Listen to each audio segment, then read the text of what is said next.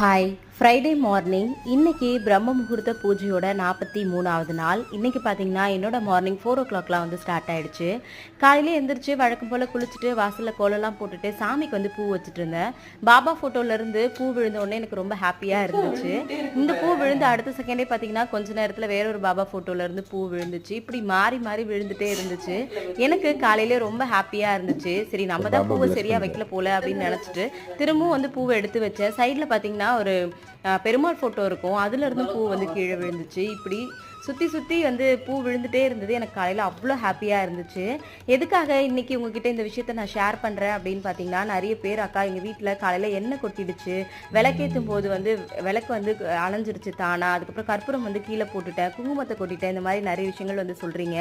எது நடந்தாலும் நல்லதுக்கு அப்படின்னு சொல்லிட்டு நம்புங்க, கண்டிப்பாக நல்லதாகவே நடக்கும். இன்றைக்கி நான் பிரம்ம முகூர்த்த பூஜையை நல்லபடியாக பண்ணி முடிச்சதில் எனக்கு ரொம்பவே சந்தோஷம்.